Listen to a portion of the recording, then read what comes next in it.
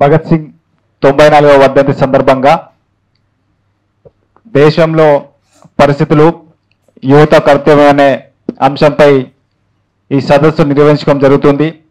ఈ సదస్సుకు ముఖ్య అతిథిగా సుదర్శన్ సార్ హాజరయ్యి ఇప్పుడే దాదాపు ఒక గంట సుదీర్ఘంగా ఒక గంట పాటు అనేక విషయాలకు సంబంధించినటువంటి చరిత్ర గురించి, అదేవిధంగా కులాలు మతాలు అంటే కేంద్రంలో ఉన్నటువంటి పాలకులు ఏ విధంగా తమ పాలన కొనసాగిస్తున్నారో మన బాధ్యత ఏంది, మనం ఎక్కడ ఉన్నామని చెప్పేసి చాలా విషయాలు చెప్పడం జరిగింది. ఈరోజు దేశంలో చూసుకుంటూ ఉంటే నరేంద్ర మోడీ అధికారంలోకి వచ్చి 10 సంవత్సరాలు పూర్తయి 3వసారి అధికారం రావడం జరిగింది.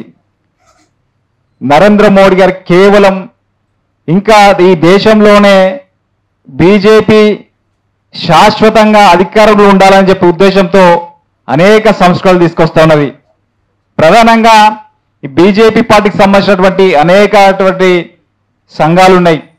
విద్యార్థి సంఘాలు మొదలుకుంటే యువజన సంఘాలు, మహిళా సంఘాలు, అంటే ఈ దేశంలో ఉన్నటువంటి ఎట్లా బీజేపీని బలంగా శాశ్వతంగా ఈ దేశాన్ని ఎట్లా పాలించాలో దానికి సంబంధించినటువంటి అన్నికి సంబంధించినటువంటి ఒక సంఘాలను ఏర్పాటు చేసుకొని వివిధ రూపాల్లో ప్రజలని తమ యొక్క మెదడుని ఎటువైపు మళ్లించకుండా బీజేపీ వైపు ఉండే విధంగా చాలా కుట్రలు చేస్తున్న పరిస్థితి. అందులో భాగంగానే దేశంలో జరుగుతున్న ప్రతి విషయం పైన స్పందించేటటువంటి సామాజికవేత్తలు కానివ్వండి, కమ్యూనిస్టులు కానివ్వండి, ప్రజాస్వామ్య మాదులు కానివ్వండి, ఎవరు ఈ బీజేపీ అవలంబిస్తున్నటువంటి విధానాలను ప్రశ్నిస్తే వారిపైన అక్రమ కేసులు పెట్టి జైలుకు పంపించి అవసరమైతే హత్యలు చేయించే పరిస్థితి మనం చూసాం. అంటే మనకున్నటువంటి వాయిస్, మన గళాన్ని ధైర్యంగా వినిపించలేని పరిస్థితిలో మన దేశంలో ఉన్నాం. చాలా మంది బీజేపీ చేస్తున్నటువంటి కుట్రలకు వ్యతిరేకంగా పోరాటాలు చేయాలని, ఇది ప్రజలకు వివరించాలని, విద్యార్థులను చైతన్యం చేయాలని, యువతను చైతన్యం చేయాలని, ఈ దేశంలో ఉన్నటువంటి సబ్బండ వర్గాలు బీజేపీ చేస్తున్నటువంటి దమనకాండకు వ్యతిరేకంగా చైతన్యం చేయాలనేది ఎంతో మంది భావిస్తున్నప్పటికీ చాలా మంది వచ్చినటువంటి వారిపైన దాడులు, కేసులు, హత్యలు చేస్తే దానికి సంబంధించిన కొంతమంది బయటకు వచ్చే పరిస్థితి లేదు. ప్రధానంగా ఈరోజు తెలంగాణ రాష్ట్రంలో వామపక్ష విద్యార్థి యువజన సంఘాలుగా దీనిపైన ఒక మంచి నిర్ణయం తీసుకోవడం జరిగింది. ఖచ్చితంగా భవిష్యత్తులో బీజేపీ చేస్తున్నటువంటి కుట్రలకు వ్యతిరేకంగా మనం విద్యార్థులను చైతన్యం చేయాల్సిన అవసరం ఉన్నది, యువతను చైతన్యం చేయాల్సిన అవసరం ఉన్నది. ఈ దేశంలో బీజేపీ ఎంత ప్రమాదకరమో ఖచ్చితంగా నేటి విద్యార్థులకు తెలియాల్సిన అవసరం ఉన్నది. అందులో భాగంగానే భగత్ సింగ్ చరిత్ర. ఈరోజు భగత్ సింగ్ చరిత్ర చాలా మంది విద్యార్థులకు, యువతకు తెలియని పరిస్థితి. ఈరోజు భగత్ సింగ్ చరిత్ర తెలిస్తే ఈ దేశంలో ఉన్నటువంటి కేంద్ర రాష్ట్ర ప్రభుత్వాలు ఏదైతే ప్రజాస్వామ్య వ్యతిరేక విధానాలు, విద్యార్థి వ్యతిరేకాలు తీసుకుంటూ వాటిపైన ప్రశ్నిస్తారని చెప్పేసి ఇటువంటి చరిత్ర కలిగినటువంటి వీరిలో ఒక చరిత్రను తెలియకుండా ఈరోజు కంచివేశ కుట్రను చేస్తా ఉన్నారు. మనం ప్రతిసారి భగత్ సింగ్ వర్ధంతి రాగానే భగత్ సింగ్ భారతరత్న ప్రకటించాలి, భగత్ సింగ్ గ్యారంటీ యాక్ట్ చట్టాన్ని అమలు చేయాలి, భగత్ సింగ్ పేరు మీద ప్రతి పాఠ్యాంశంలో అధికారికంగా జయంతి వర్ధంతి నిర్వహించాలని చెప్పేసి మనం అనేక సందర్భాల్లో మాట్లాడతాం.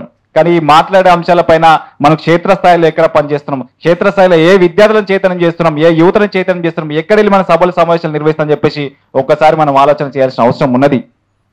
మనం కేవలం చెప్పుకోవడమే పరిమితం తప్ప క్షేత్రస్థాయిలో మన యొక్క పనిని ఎక్కడ వీళ్ళ మన విద్యార్థుల దగ్గరికి, యువత దగ్గరికి, ప్రజల దగ్గర తీసుకోవాలని పరిస్థితి.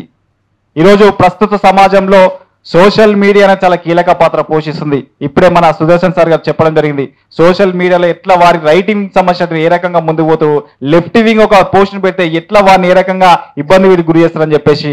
అంటే ఈరోజు అధిక శాతం ఉన్నటువంటి రైట్ వింగ్ సంబంధించినటువంటి వ్యక్తులే వాళ్ళు చెప్పినట్టు భావజాలాన్ని చాలా విస్తృతంగా తీసుకో పరిస్థితులు ఉన్నా తప్ప మన ఒక భావజాలాన్ని ఒక 10 మంది షేర్ చేసే, కనీసం 10 మంది ఇలా షేర్లు చేసే పరిస్థితి లేదు.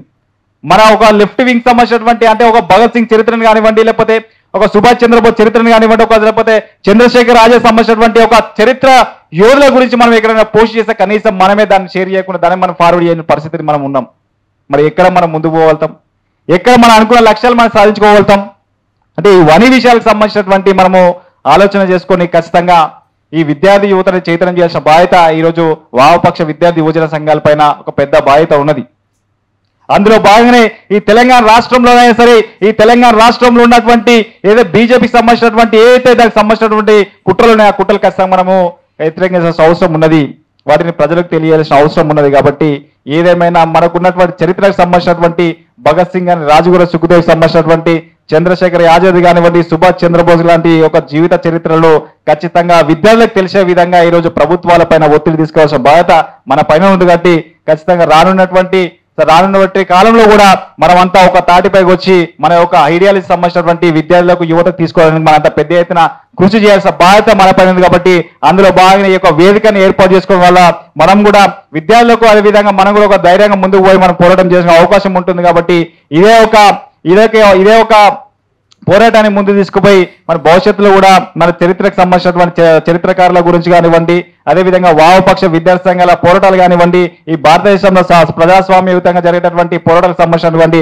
దానిపై పెద్ద ఎత్తున తీసుకొని అందరిని చైతన్యం చేసి ఈ బీజేపీ పాలన విధానంపై వ్యతిరేకంగా మనం పోరాటం చేయాల్సిన అవసరం ఉందని తెలియజేస్తూ నాకు అవకాశం కల్పించినటువంటి అధ్యక్ష వర్గానికి ధన్యవాదాలు తెలియజేస్తా ఉన్నాం.